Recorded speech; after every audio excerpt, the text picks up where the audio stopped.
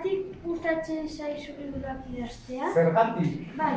Bueno, nik uste gustatzen zitzaiela batez ere historiak irakurtzea, eta egun batean pentsatu duen nik ere igual balio dezake, duela asmatzeko historiak, eta hola.